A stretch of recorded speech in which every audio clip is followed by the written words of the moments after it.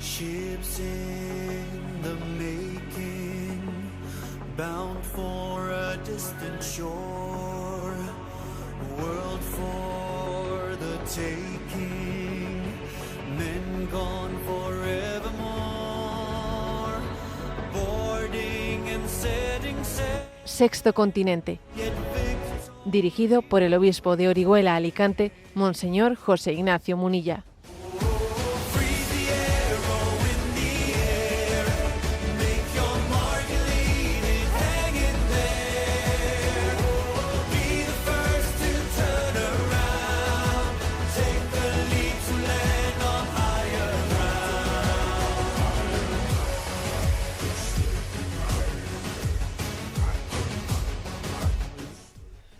Un cordial saludo a todos los oyentes de Radio María. Un día más, con la gracia del Señor, nos disponemos a realizar este programa radiofónico llamado Sexto Continente, que lunes y viernes, de 8 a 9 de la mañana, una hora menos, en las Islas Canarias, realizamos aquí en directo en Radio María España. Felicidades, María. Salón, Miriam, es la palabra que nos brota en este 8 de septiembre, Día de la Natividad de la Virgen María. Es un día en el que también se celebran muchísimas festividades, fiestas patronales que tienen la advocación de tantas advocaciones de María. Nosotros en concreto también celebramos en Orihuela el Día de la Patrona, la Virgen de Monserrate. Tantísimas poblaciones tienen hoy el día de su patrona, pero la clave está en que es el día de su natividad. Es el cumpleaños de nuestra Madre del Cielo, y lo celebramos con mucha ilusión. Han pasado 9 meses desde el 8 de diciembre, en el que celebramos la Inmaculada Concepción de María, y han sido 9 meses de embarazo en el seno de Santa Ana, y ahora tiene lugar el nacimiento de la que ha sido elegida para que de ese seno inmaculado nazca Jesús. Felicidades, María. Con cuánta ilusión hemos celebrado en nuestra vida los cumpleaños de nuestras madres, ¿no? Incluso cuando ya marcharon y están en la otra vida, pues seguimos recordando esa fecha, porque nuestras madres decimos, bueno, si estuviesen con nosotros, ¿cuántos años tendría? Bueno, pues claro, está en el cielo, y desde el cielo María está con nosotros. Como dato anecdótico, pues es posible, esto es una aproximación, ¿no? Pues que María hoy cumpliese 2045 años. Este sería más o menos el cálculo que habría que hacer, dependiendo, o sea, teniendo en cuenta cuál es el calendario cristiano, con el error que sabemos que cometió el monje Dionisio el Exiguo, pues en el siglo VI, cuando hizo el calendario cristiano, que allí cometió un pequeño error de cuándo comenzaba exactamente, desde cuándo se comenzaba a contar el nacimiento de Jesucristo. Si luego a esto le añadimos que María tenía unos 14, bueno, que las doncellas solían ser madres en aquellos tiempos entre 14 y 16 años, bueno, pues sacamos la conclusión de que María hoy, más o menos, cumpliría unos 2045 años, que la clave de su vida yo creo que ha tenido una palabra, ¿no? Y es maternidad. Ella ha nacido para la maternidad, ha nacido para ser madre de Dios y para ser madre de todos nosotros. Dios la pensó para ser madre de su Hijo y para extender su maternidad hacia cada uno de nosotros. Le dio la gran encomienda, la encomienda de: ahí tienes a tu hijo, cuida de mis hijos.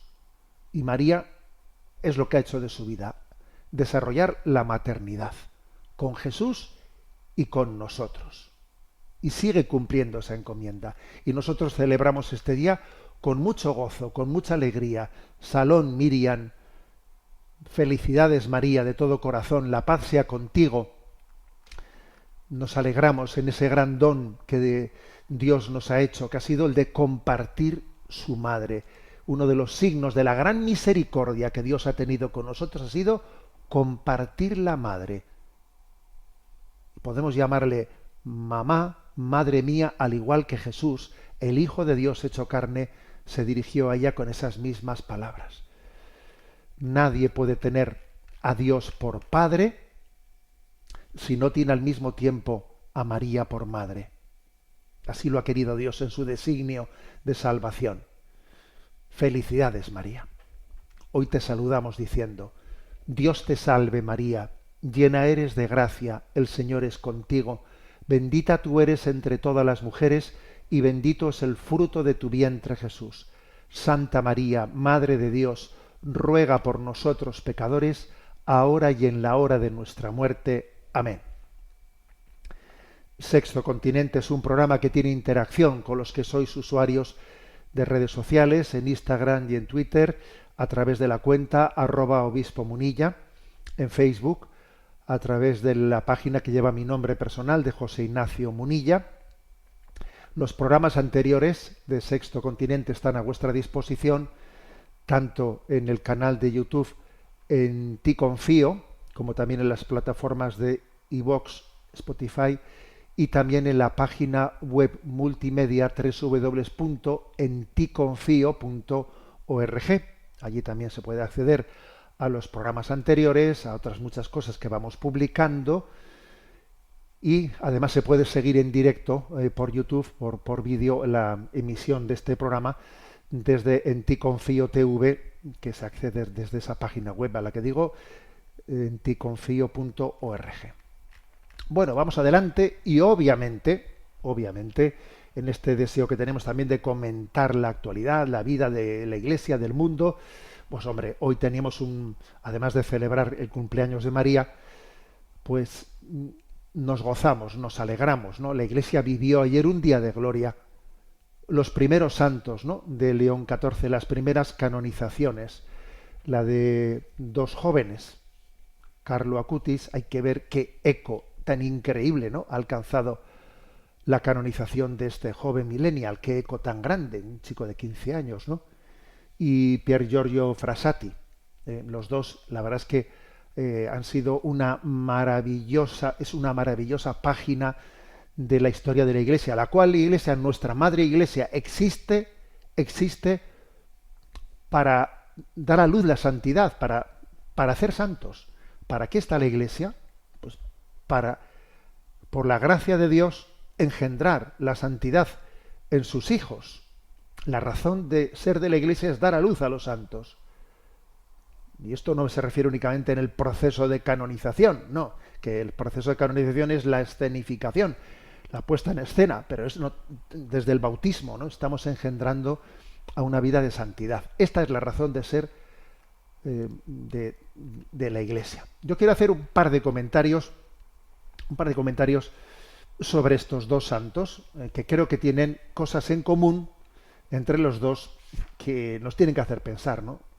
Pier Giorgio Frassati falleció con 24 años de edad en 1925 y Carlo Acutis falleció con 15 años en el año 2006, ¿no? Una cosa que les une a ambos es el haber sido instrumento de la conversión de sus padres.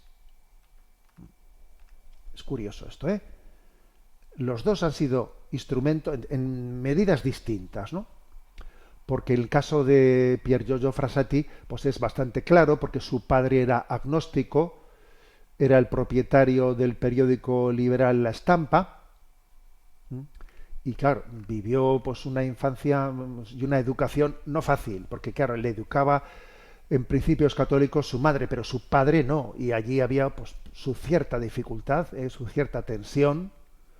Y bueno, pues la vida de Pier Giorgio Frassati da a luz también la conversión de su padre. Su padre en un momento determinado dice: no conocí a mi hijo, no lo conocí. Se da cuenta, ¿no?, después del fallecimiento, en los momentos últimos de la vida de Pier Giorgio Frassati, de que había tenido en casa pues un hijo santo que le impulsaba a él a la santidad, le impulsaba a la fe, ¿no? Y también es el caso de Carlo, que Carlo era sí hijo de una familia católica, pero una familia católica no practicante, como hay tantas, ¿no? Y claro, y de repente se ven en la tesitura de que ese niño parece que es un niño elegido de Dios, que cuando tuvo 7 años el niño se empeñó en que tenía que hacer la comunión. Yo quiero hacer la comunión, yo quiero hacer la comunión, pero no tienes la edad, no se puede hacer la comunión cada uno cuando él quiera. Pero claro, el niño tenía tal empeño que lo sometieron a discernimiento, y se ve que el párroco, etcétera, vería que aquello era una situación especial, y le dieron la comunión con 7 años a Carlo. El caso es que comulgó todos los días de su vida desde su primera comunión. Comulgó todos los días de su vida hasta su fallecimiento, asistiendo a la Santa Misa diariamente, o cuando estaba enfermo recibiendo la comunión en su cama.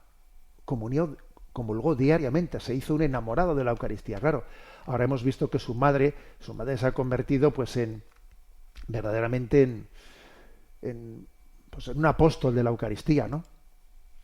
Y esto es una constante. Bueno, quiere decir que aquí hay una clave, un mensaje, ¿no? El mensaje de que lo habitual es que los padres sean el medio por el que la fe se transmite a los hijos. Pero fijaros, también hoy en día existe el camino inverso, ¿eh? Dios se sirve a veces de los hijos para llevar la fe a sus padres.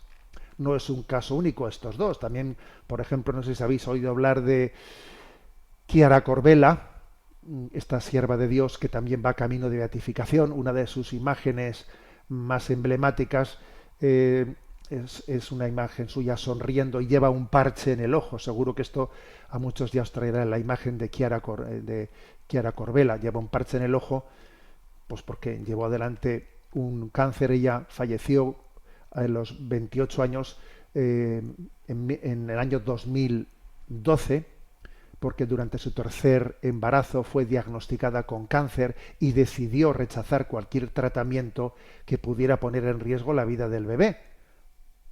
Y también, bueno, pues así está en camino, ¿no? En camino de los altares, es ya sierva de Dios. Bueno, pues también en este caso, también en estos casos, ¿no? Yo recuerdo haberle escuchado al padre de Chiara Corbella,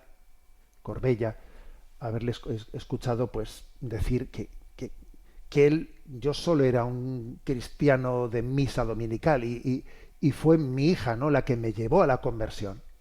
Se lo he escuchado decir a su padre, ¿no? Entonces, a ver, aquí hay una constante, y es que a veces Dios se sirve de los hijos para llevar la fe a los padres. Hace poco pues estuve en un retiro de Maús, esos retiros de primera llamada a la conversión, y me acuerdo que llegué en un momento para hacer una visita en la que estaban allí preguntando cómo habéis llegado aquí, quién te invitó para estar aquí, ¿no?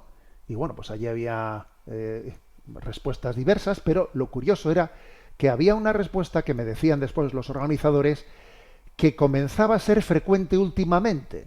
¿Y cuál era la respuesta? Bueno, yo estoy aquí por mi hijo. Yo estoy aquí por mi hijo porque, claro, él ha hecho un retiro y me está aquí dando la brasa a papá, que tienes que ir, papá, que tienes que ir, papá, que tienes que ir, ¿no? Se ha empeñado mi hijo y aquí estoy. Y otro dice, bueno, yo estoy aquí porque mi hija me lo pidió como regalo de su cumpleaños. Mi hija me dijo, mira, papá, ¿me quieres dar un regalo en mi cumpleaños? Pues vete a este retiro. Y claro, el padre que escucha que su hija le dice eso, allá que va, ¿no? Entonces, yo estaba allí en el momento en el que ahí la gente respondía, ¿tú aquí cómo has llegado? ¿Quién te ha invitado? ¿No? Y ver a varios padres, pero unos cuantos, ver a varios padres que decían, yo estoy aquí por mi hijo, yo estoy aquí por mi hija. Era un espectáculo. Era un espectáculo, ¿no? En este momento están aconteciendo las dos cosas. Por ejemplo, ¿no? Pues se ha dado noticia esta semana pasada de cómo en Nebraska, en Estados Unidos, ha nacido un proyecto Santa Mónica. Pues un proyecto Santa Mónica que es el de ayudarse a los padres y a las madres, especialmente a las madres, ¿no? Que lloran y sufren pues por el alejamiento de sus hijos, y entonces están orando y juntándose a orar por la conversión de sus hijos, y existen distintos carismas, ¿no?, que van en esta dirección.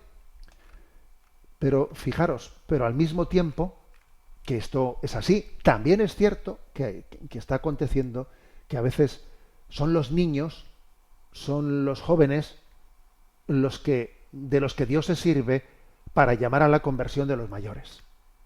Las dos cosas ocurren al mismo tiempo. Bueno, creo que este es un detalle, ¿no? Un detalle a destacar. Y luego otro detalle. El hecho de que sean jóvenes los que se están canonizando. Pues Carlo Acutis con 15 años, Per Giorgio Frassati con 24. Os he hablado también de este caso de Chiara Corbella, que todavía está en camino, ¿no? Pero que también falleció con 28. Ayer, por cierto, en nuestra diócesis, ayer celebrábamos el que hubiese sido el 50 cumpleaños de una joven llamada Rebeca Rocamora, que está también, ¿no?, su causa de canonización introducida. Ella falleció con 20 años. Entonces dice uno, oye, no sé, ¿no? Parece que es curioso que se dé con cierta frecuencia este modelo de que unos jóvenes, unos niños incluso, ¿no?, sean llamados por Dios y que tengan un proceso de santificación así express, ¿no?, rápido. ¿Y esto qué nos puede estar diciendo esto? ¿Qué es lo que hay detrás de esto, no? Bueno, a mí me viene a la mente un pasaje del libro de la Sabiduría, Sabiduría 4, 7, 15, que dice: el justo, aunque muera prematuramente, tendrá descanso. La vejez venerable no es la de muchos años, ni se mide por el número de lustros. La verdadera ancianidad para los hombres es la prudencia, y la edad provecta es una vida sin tacha. Agradó a Dios y fue amado. Como vivía entre pecadores, fue trasladado, fue arrebatado, no fuera que la malicia pervirtiera su inteligencia o el engaño sedujera su alma. Pues el hechizo de lo superfluo oscurece lo bueno, y el vértigo de la pasión pervierte un ánimo sin malicia. Llegado en poco tiempo a la perfección, colmó una larga carrera. Su alma era grata al Señor, por eso se dio prisa en sacarlo de en medio de la maldad. Pero la gente lo ve y no comprende, ni se le ocurre que la gracia y la misericordia son para sus elegidos, y la vista de Dios para sus santos. Vaya texto, madre mía. Está en el libro de la Sabiduría, capítulo 4, versículos de 7 al 15, ¿no? Fue arrebatado, Dios lo arrebató para que la malicia no lo pervirtiera. Corrió su carrera. El Santo Padre en la homilía que ayer pronunció hizo referencia a que la canonización de estos jóvenes nos viene a recordar que la vida es breve y que tenemos que correr nuestra carrera y llegar a la meta, que es la meta de la santidad. Todo lo demás es secundario. Porque la vida no se va a medir por cuántos años hayamos vivido, ni por la causa de nuestra muerte. No, la vida se va a medir por si hemos llegado a la meta o nos hemos quedado por el camino, ¿no? Si nuestro corazón ha sido pervertido por la maldad de este mundo, hemos sido capaces de caminar guardando intacta la gracia del bautismo, ¿no? La vestidura, esa vestidura del bautismo. Bueno, por lo tanto creo que esta es otra clave, la clave que Dios quiere, nos quiere preservar de los males de este mundo, de sus peligros espirituales, nos quiere preservar de este mundo.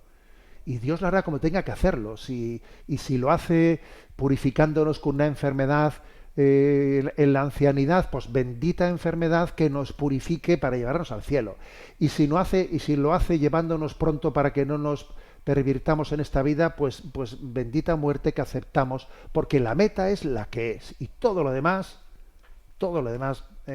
está en su sitio, ¿no? Bueno, ayer el Santo Padre y yo compartí en redes la imagen, ¿no?, de estos dos nuevos santos. También compartí la imagen de la que está en nuestra diócesis, en Granja de Rocamora, esta joven que se llama Rebeca Rocamora. Compartí las tres imágenes y me hice eco de algunas perlas preciosas que el Papa comentó en su homilía, ¿eh? Algunas perlas preciosas. Entonces, de Carlo Acutis extrajo estas dos perlas preciosas. Cuando nos ponemos frente al sol, nos bronceamos. Cuando nos ponemos ante Jesús en la Eucaristía, nos convertimos en santos. Esta fue una de las perlas de Carlo Acutis que citó León XIV en su homilía. Es decir, que estamos llamados a ser un alma eucarística. Cuando nos ponemos ante Jesús en la Eucaristía, nos convertimos en santos. Que la Eucaristía sea mi lugar de descanso. La segunda perla preciosa, atentos a esta. La tristeza es dirigir la mirada hacia uno mismo. La felicidad es dirigir la mirada hacia Dios. La conversión no es otra cosa que desviar la mirada desde abajo hacia lo alto. Basta un simple movimiento de ojos. Esto dice Carlo Acutis. Repito, he fallecido con 15 años. Dice, mira, la santidad consiste en un movimiento de ojos. Que dejes de mirarte a ti mismo y que mires a Dios. Que dejes de hacer de tu ego, de tu yo, el objeto de tu preocupación. Mueve la mirada, mira a lo alto. Y el día de las dos perlas, y las dos perlas preciosas, ¿no?, recogidas en el día de ayer, de Pier Giorgio Frassati. Una es: alrededor de los pobres y los enfermos veo una luz que nosotros no tenemos. Pier Giorgio Frassati tuvo una sensibilidad espiritual en torno a los enfermos y a los pobres. Incluso el Papa comentó una anécdota que es muy graciosa, que claro, que era Pier Giorgio Frassati estaba implicado en las conferencias de San Vicente de Paúl, etcétera, ayudando a los pobres, y solía, muchas veces él tenía un pequeño carromato de 4 ruedas con el cual solía ir siempre llevando cosas, alimentos, etcétera, de un sitio para otro, ayudando a los pobres allí en Turín, ¿no? Y siempre lleno de cosas, de manera que sus amigos que cuando le veían siempre, cuando ya hacían sus bromas, ¿no? Hacían sus bromas cuando le veían con su carrito arrastrando cosas, y le llamaban Transportes Frassati, porque siempre iba con el carrito de un sitio para otro llevando cosas. Y cuando su padre, porque era de una familia bien adinerada, ¿no?, que era propietario de la estampa, etcétera, y luego fue embajador, su padre, ¿no?, cuando su padre agnóstico termina la carrera y le quiere regalar un coche, un vehículo, que lo que era en aquel tiempo, fíjate, ¿no?, el año 1923, regalarle un coche, lo que era en aquel tiempo, el hijo lo rechazó y le pidió el dinero de ese coche, lo que costaba, para ayudar a los pobres, y así lo hizo. Entonces dice Pier Giorgio Frassati: alrededor de los pobres y los enfermos veo una luz que nosotros no tenemos. Y la segunda perla preciosa es: el día de mi muerte será el día más bello de mi vida. Atentos a esto, ¿eh? El día de mi muerte será el día más bello de mi vida. ¿Podemos decir esta frase con esperanza todos los que estamos escuchando este programa? ¿Yo puedo decir con esperanza esto? El día de mi muerte será el día más bello de mi vida. Dilo, pídele a Dios la fe para decirlo, pídele a la Virgen María que interceda para que tengas la esperanza de poder decir: el día de mi muerte será el día más bello de mi vida. Estos santos que la Iglesia acaba de canonizar nos quieren abrir a esta perspectiva para que podamos decir esta frase y nos la creamos.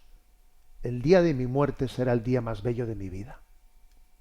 Y esto lo decimos en un momento en el que no sabemos qué hacer con la muerte, la ocultamos, la tapamos, no sabemos qué hacer con ella, y sin embargo nuestra esperanza en la vida plena, en la vida eterna, pues es la que estos jóvenes vivieron. Bueno, por lo tanto, día gozoso, día inolvidable para la Iglesia Católica, el que ayer se vivió. También os voy a decir una cosa, ¿no?, que me da un poco vergüenza decirla, pero bueno, lo voy a decir, y es que, bueno, lo primero no me da vergüenza, es más bien lo segundo, que el próximo viernes se estrena en los cines de España una película sobre Carlo Acutis, ¿eh? Se llama El kit de Carlo Acutis, ¿eh? Eso del kit, ¿de dónde viene? Lo del kit viene porque, digamos, Carlo Acutis, él, en sus escritos y también en lo que en Internet, porque él ya fue el primer joven millennial santo que utilizó Internet para la evangelización, ¿no? Él, pues de alguna manera dejó una especie de, a ver, ¿cuál es el kit? Los puntos claves, ¿no? Para completar nuestra vida. Y entonces él, pues subrayó que la clave está en Eucaristía, Rosario, confesión, lección divina, ángel de la guarda y obras de misericordia. Ese es el kit de Carlo Acutis. Bueno, pues se ha hecho una película siguiendo un poco, ¿no?, el hilo de ese kit de Carlo Acutis. Y os decía que me da un poco de vergüenza decir que es que la providencia ha querido que yo también participase en el rodaje de esa película. Tuve la oportunidad de que el verano pasado, estando en Miami, en Estados Unidos, resulta que allí me dijeron que por favor, que si estaban rodando allí esa película, que si yo podía participar en ella. Y les digo, pero bueno, ¿a dónde voy a participar? Porque yo no tengo ni idea de artes escénicas, no tengo ni idea, yo no sé no sé representar ningún papel, ¿eh? Yo no sé hacer eso. Y me dijeron, no, que mire, no le vamos a pedir que represente usted un papel distinto a lo que es usted. Que lo que usted está haciendo ahora mismo, que es hablar en la radio, pues usted mismo en esa película haga eso mismo, que es que un joven le llame y le pregunte y le haga unas preguntas y usted le responde desde la radio, y entonces no queremos que haga usted un papel que no sea el suyo, sino que, bueno, entonces dije, bueno, si es eso, pues vale, y así participé en el rodaje de esa película, cosa que no había hecho nunca, bueno, que se estrena este viernes próximo, ¿no? El kit de Carlo Acutis, sin duda alguna, ¿no? Pues creo que será un instrumento más, como las vidas que se están escribiendo, como ya otras películas que ya se han producido. Una tuvo el título de El cielo no puede esperar, otra El latido del cielo. Ha habido distintas películas ya. Bueno, sin duda el eco tan grande que ha tenido la canonización de este joven es uno de esos pequeños milagros que Dios hace en este tiempo. Bueno, pues estamos celebrando el cumpleaños de María, y yo creo que aquí lo que procede es decírselo con alguna canción llena de belleza, ¿no? Y en concreto voy a decir que ha habido un concierto muy reciente en Madrid, en el Miguel Ríos de Rivas, con 34.000 jóvenes. Ha habido un concierto de Hakuna en esta semana pasada, que ha tenido mucho eco, porque claro, un concierto católico con 34.000 asistentes tiene su qué, de cómo Dios va haciendo cosas, y una de las cosas que va haciendo pues es también a través de la música católica. Vamos a escuchar una canción de, no sé si se cantó o no se cantó en el concierto, pero una de las canciones de Hakuna, Bendita sea, con las nuevas categorías de bendita sea tu pureza. Bueno, esto que acaba de ocurrir son problemas del directo, pero no os preocupéis, que lo salvamos y escuchamos ahora esta canción. Bendita sea tu pureza, Madre. Celebramos tu cumpleaños. Feliz cumpleaños, Madre. Sigue siendo Madre, sigue cuidando de nosotros.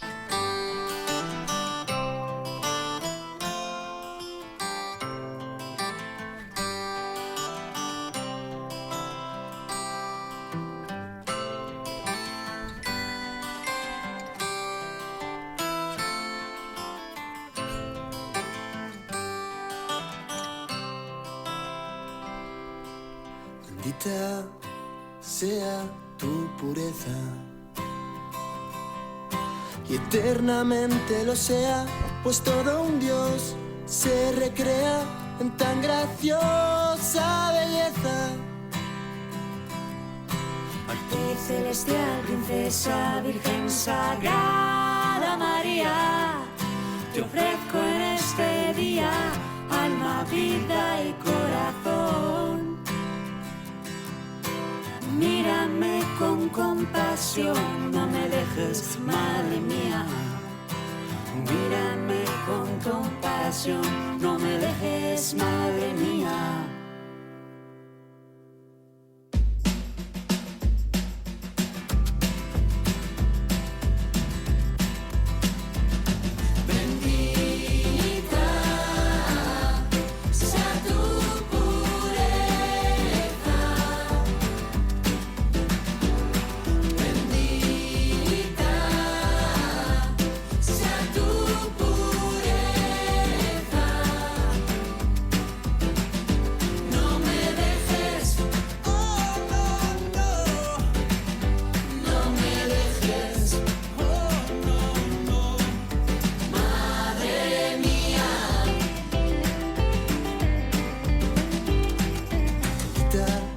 Sea tu pureza, eternamente lo sea, pues todo un Dios se recrea en tan graciosa belleza. Actriz celestial, princesa, virgen sagrada María, te ofrezco en este día alma, vida y corazón. Mírame con compasión, no me dejes, madre mía. Mírame con compasión, no me dejes, madre mía. Bendita sea tu pureza. Bendita sea tu pureza. No me dejes.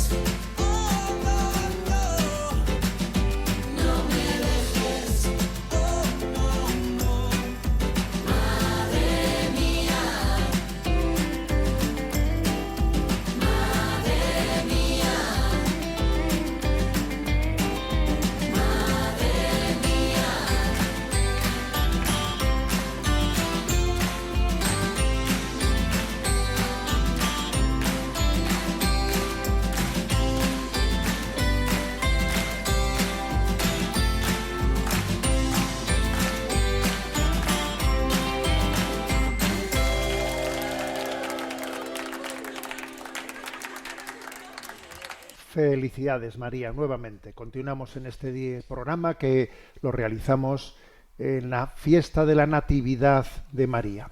Seguimos adelante y haciéndonos eco también de la vida de la Iglesia, pues voy a abordar un tema que tiene su grado de polémica, pero creo que también tiene su clarificación y su iluminación, y creo que eso es lo que tenemos que acoger, ¿no?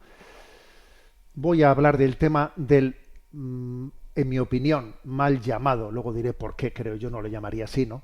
El mal llamado jubileo de los católicos LGTBI. A ver, ¿a qué me refiero? Pues me refiero a que el sábado, a la víspera de estas canonizaciones de Carlo Acutis y de Per Giorgio Frassati, el sábado 6 de julio, había una asociación italiana que había, ¿no? Se había inscrito para para entrar por la Puerta Santa y para ganar el jubileo. No era uno de esos jubileos oficiales organizados por la Santa Sede, porque la Santa Sede ha organizado pues jubileo para catequistas, jubileo para seminaristas, jubileo. No, obviamente no era un jubileo convocado por la Santa Sede, sino también hay asociaciones que se inscriben pues para entrar por la Puerta Santa, ¿no? Y en concreto había una asociación italiana que no sé exactamente en qué términos, ¿no? Pero que es calificada por ser conformada por católicos LGTBI, ¿no? Que había pedido pues acercarse a ganar el jubileo, ¿no? Entonces, bueno, pues había cierta expectación, cierta expectación de qué es lo que acontecía, ¿no? Esa reserva se produjo ya hace bastantes meses, ¿no? Estando todavía el Papa Francisco pues en su sede, ¿no? Todavía él seguía siendo el Papa de la Iglesia. Hubo su polémica cuando eso se inscribió, porque primero parece que primero se inscribió, luego desapareció, luego volvió a aparecer. Bueno, no se sabía exactamente qué lectura hacer de eso, ¿no? Bueno, y ayer no voy a ocultar que yo también estaba un tanto expectante, ¿no? A ver qué es lo que pudiese ocurrir ahí. Y ayer lo que vimos, bueno, ayer no, el sábado, ¿no? El sábado lo que vimos es que, bueno, pues que un grupo de unas 1000 personas acudieron, ¿no?, a ganar ese jubileo, pero a mí un detalle que me pareció muy significativo, es que, a diferencia de otros encuentros que ha solido tener lugar, ¿no?, en los llamados colectivos de católicos LGTBI, que cuando han hecho esos encuentros han sido en un tono reivindicativo, con banderas, etcétera, a diferencia de otros encuentros, bueno, pues fueron allí sin banderas. Obviamente el hecho de ir sin banderas por toda la plaza, por toda la plaza del Vaticano, y entrando por la puerta sin banderas, es algo muy clave, porque la fotografía hubiese sido la que se estaría difundiendo ahora mismo por todo el mundo. Esa fotografía pues hubiese sido pues la bandera LGTBI entrando por la puerta del jubileo, ¿no? Bien, cosa que no se ha producido, ¿eh? No es muy difícil intuir que se les haya requerido tal cosa. No sé si ha podido ser, ¿no?, por propia virtud, que uno mismo entiende que no debe de hacer eso, o haya sido requeridos. El caso es que obviamente eso no ha ocurrido. Y me parece algo muy importante. A ver, me parece un detalle muy importante. Es cierto que luego, aunque no ha habido banderas, allí no hubo ninguna bandera, sí que algunos, ¿no?, pues llevan alguna camiseta, una pulsera, no sé qué, pero bueno, eso ya eran algunos pocos en concreto. Pero el grupo en cuanto tal decidió no llevar banderas. ¿Y por qué digo que me parece muy importante? Pues porque creo que esto visualiza algo que es que tenemos que entender, ¿no? Que en la Iglesia caben todos, pero no cabe todo. Todos sí, todo no. Esta distinción es muy importante. Es muy importante, ¿no? Es clave esto, ¿eh? Insisto, creo que este es el mensaje eclesial, ¿eh? Todo sí, pero todo no. Todo no. O sea, en la Iglesia cabemos todos, desde nuestras realidades personales, desde las situaciones en las que estemos, desde las heridas que nos configuren, desde las identidades que tengamos. O sea, cabemos todos, estamos llamados por Jesús. Jesús llamó a todos, a sentarse con él, entró en la casa de todo el mundo, pero en la Iglesia no cabe todo. No cabe todo. No cabe la ideología LGTB, no cabe la ideología nazi, no cabe la ideología comunista. En la Iglesia no caben ideologías contrarias. Cabemos todos, pero no cabe todo.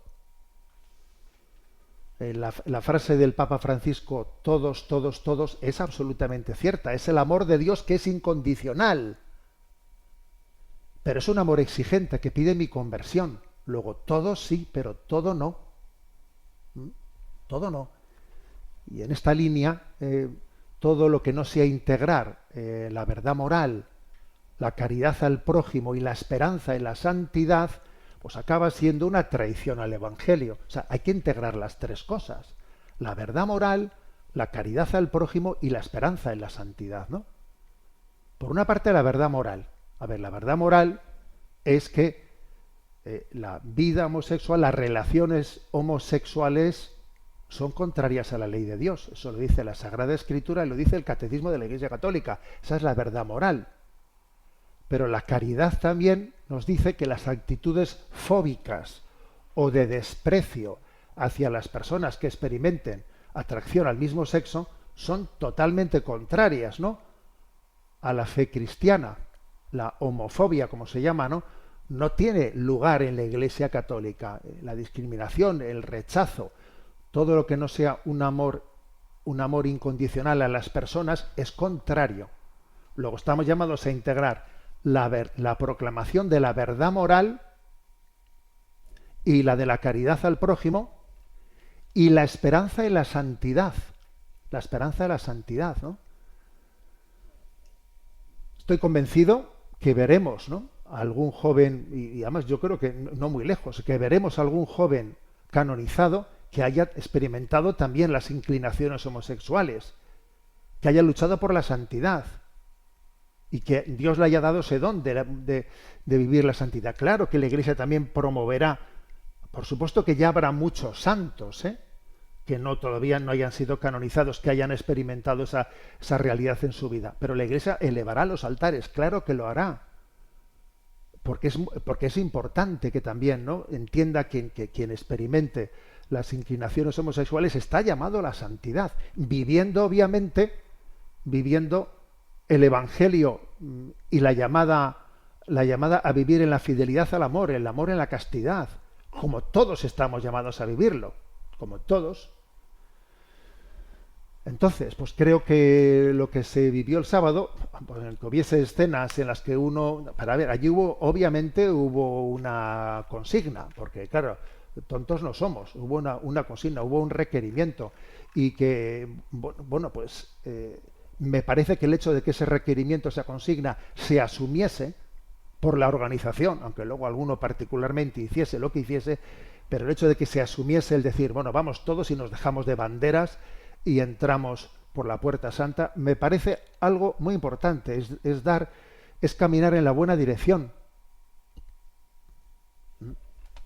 Que tenemos que entender que todos tenemos lugar, lo cual no quiere decir que todo tenga lugar en la vida de la Iglesia, no, porque nos tenemos que convertir. Y el mayor problema no lo tenemos en las personas con inclinaciones homosexuales, en absoluto. Ni siquiera me atrevería a decir que en los colectivos, porque yo creo que los colectivos, los lobbies, claro, son otro problema muy distinto. Pero ni siquiera me atrevería a decir que ahí está nuestro mayor problema. Nuestro mayor problema lo tenemos en nuestra secularización interna. Nuestro mayor problema lo tenemos en que a veces algunos de nosotros, incluso algunos clérigos, han asumido la ideología LGTBI bajo la justificación de que están haciendo una pastoral de acompañamiento. Lo cual no solo es una infidelidad al mensaje de Cristo y una traición a los compromisos del ministerio sacerdotal, sino que también es un abuso de conciencia contra las personas que dicen estar ayudando. Sí, es un abuso de conciencia, porque si yo soy sacerdote católico y le digo a un católico que tiene tendencias homosexuales que aunque la Biblia y el catecismo digan lo que dicen, no haga caso y que siga lo que dice la ideología LGTB, y él ha venido a mí como ministro de Dios y yo le digo eso, estoy no solo siendo infiel al mensaje de Cristo y a los compromisos del ministerio sacerdotal, sino que estoy abusando de la conciencia de la conciencia de esa persona. Por lo tanto, la clave está, el mayor problema lo tenemos en nuestra fidelidad interna. Y lo cierto es que los sacerdotes, que los hay, y muchos, ¿no?, que acompañan en la fidelidad al Evangelio y en la fidelidad a la moral católica a los que tienen inclinaciones homosexuales, que quieren ser santos, les acompañan, por supuesto, sin asumir la ideología LGTB, sino viviendo, ¿no?, la moral de la castidad. Estos fieles, estos que hacen ese acompañamiento, son perseguidos. Son perseguidos. Luego, esta es la clave. Aquí, esto es un criterio hermenéutico, ¿no? Si yo no soy perseguido, sino que soy aplaudido por el mundo en mi acompañamiento al mundo LGTB, ¿por qué me aplauden a mí si resulta que están persiguiendo a los que hacen ese acompañamiento en fidelidad al Evangelio de la castidad?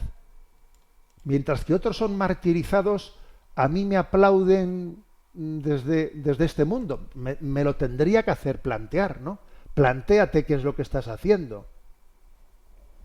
Porque sabemos que el martirio es el precio de la fidelidad evangélica. Y si el mundo, en cuanto enemigo del Evangelio, te aplaude, mientras que a los mártires fieles a Cristo los desprecia, y si tú incluso apoyas que les persigan a esos mártires de la verdad moral, entonces, claro, la pregunta es, ¿para quién vendimiamos? ¿Para quién vendimias? ¿No? O sea, conviértete y cree en el Evangelio. Los primeros que tenemos que convertirnos somos nosotros, los obispos, el clero, los religiosos, los consagrados, para que si nos convertimos podamos acompañar a todos los heridos del mundo, desde la verdad, desde la caridad y desde la esperanza de Cristo. Y desde la esperanza de Cristo, ¿no? Esta creo que es la gran, ¿no? Pues la noticia, ¿no? O sea, creo que aquí ha habido un mensaje para quien quiera recibirlo, y es que vamos adelante, pero tenemos todos que dejar las ideologías fuera.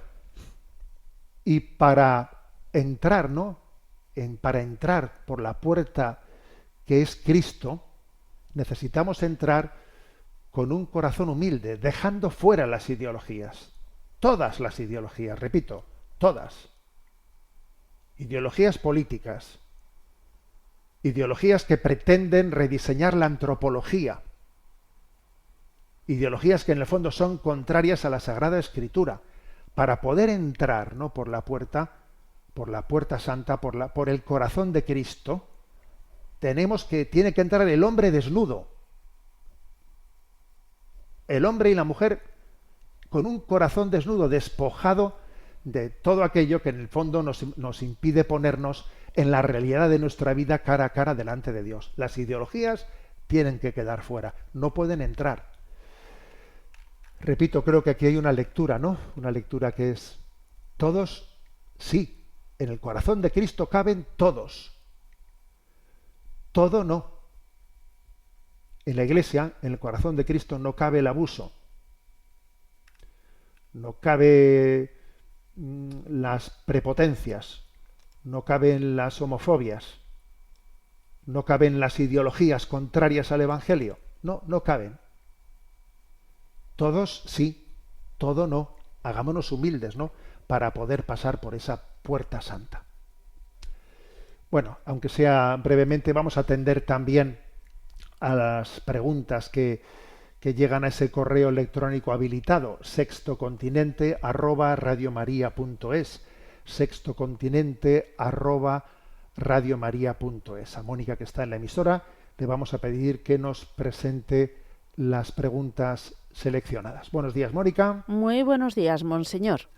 Adelante. Un oyente nos plantea: soy una asidua seguidora del programa y me gustaría que me aclarara una duda. He asistido a una Eucaristía en la que se ha elevado la siguiente plegaria: para que la Iglesia sea fiel al Evangelio y al hombre de nuestro tiempo. Mi pregunta es: ¿qué ha de entenderse como el hombre de nuestro tiempo y cómo es que se pide para que la Iglesia sea fiel al hombre? ¿La plegaria no debería ser para que el hombre de nuestro tiempo sea fiel a la Iglesia y al Evangelio? Sobre todo teniendo en cuenta que con demasiada frecuencia el hombre de nuestro tiempo es contrario a los más elementales valores cristianos, por lo que la fidelidad al hombre no es compatible con la fidelidad al Evangelio. Un cordial saludo. Bueno, a ver, entiendo, ¿no? Entiendo que la oyente haya tenido esa percepción al escuchar esa expresión, que la haya chirriado, para que la Iglesia sea fiel al Evangelio y al hombre de nuestro tiempo. Pero en sí mismo, creo que esa expresión tiene también una interpretación correcta. Porque ser fiel al hombre de nuestro tiempo no es ser complaciente con el hombre de nuestro tiempo. O sea, ser fiel al hombre de nuestro tiempo es darle no lo que pide, sino lo que necesita. Ser fiel al hombre de nuestro tiempo es darle a Dios. Es estar atento a los anhelos, al deseo de plenitud que anida en su corazón, y darle lo que puede llenar ese anhelo, Y es Dios el que puede llenar ese anhelo de felicidad que tiene el hombre de hoy. Con lo cual, ser fiel al hombre no es ser complaciente con lo que él dice, sino que es escuchar verdaderamente el latido de ese corazón. Yo con frecuencia he utilizado una expresión, ¿no?, en algunas charlas, que es que tenemos que tener, el evangelizador tiene que tener, como tenemos dos oídos, dos orejas, ¿no?, una puesta en la Sagrada Escritura, escuchando a Dios, y otra puesta en el latido del hombre, para que observemos por qué sufre el hombre de hoy, dónde están sus anhelos, cuáles son sus sufrimientos. Y entonces, teniendo una oreja en el corazón de Cristo y otra oreja en ese corazón del hombre de hoy, conectar ambas cosas.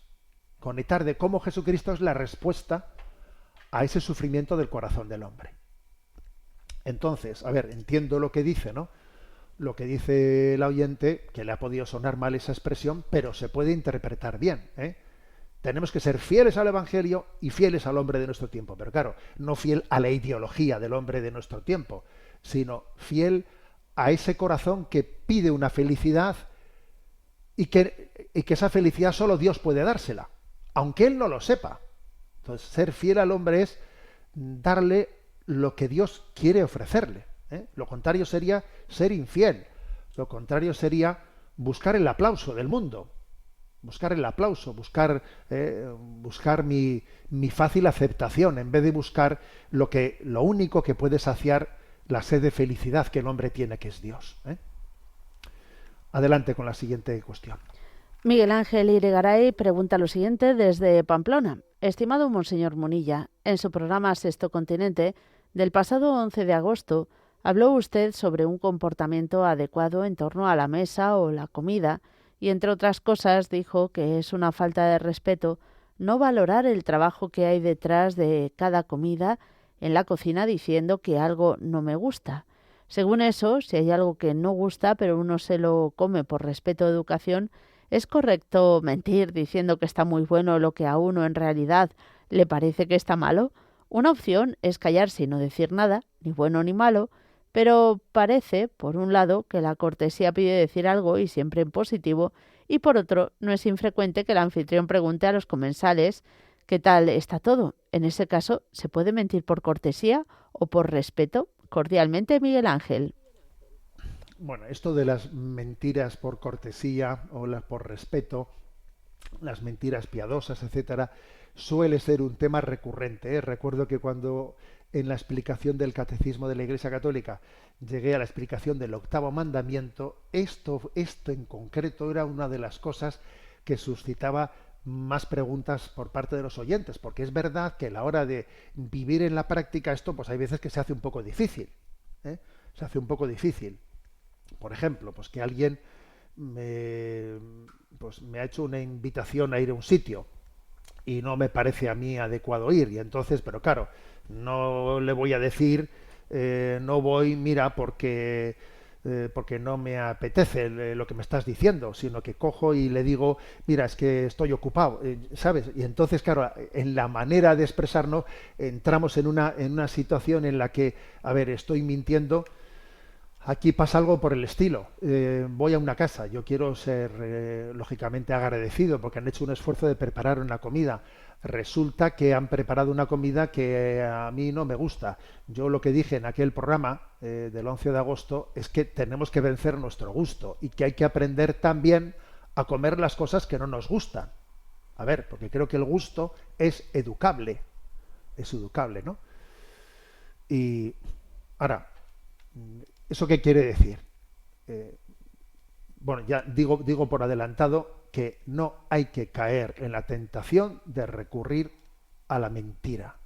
Porque puede parecer que con la mentira me escapo de una situación, pero en el fondo me complico la existencia, ¿eh?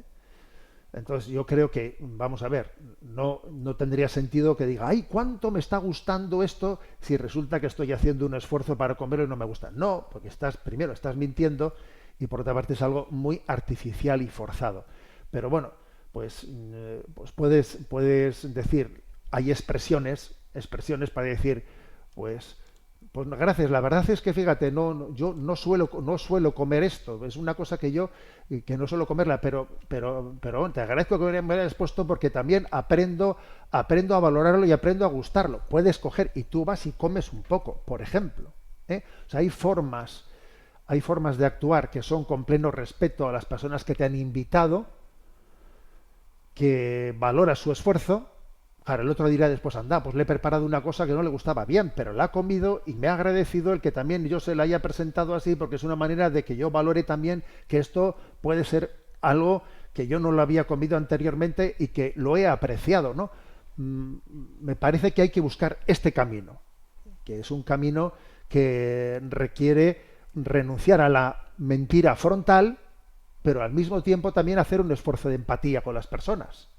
Porque obviamente quien me ha invitado a comer lo ha hecho con todo el cariño. Y yo debo de esforzarme comiendo también lo que ha preparado.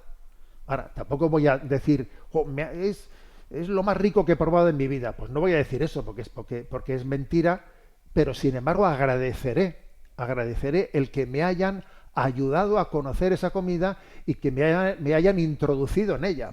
Porque posiblemente este sea el inicio de la educación de mi gusto. Yo iré educándome poco a poco, ¿no? Aprendiendo a comer de todo y aprendiendo a superar, pues, mis primeras reacciones, que son esas reacciones de aversión, de rechazo, de no me gusta, que son plenamente educables.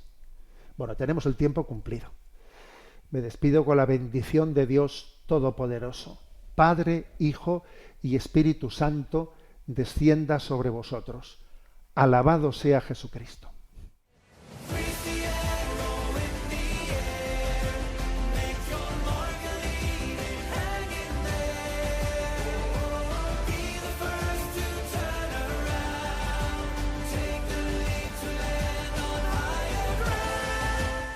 Finaliza en Radio María Sexto Continente, dirigido por el obispo de Orihuela, Alicante, Monseñor José Ignacio Munilla.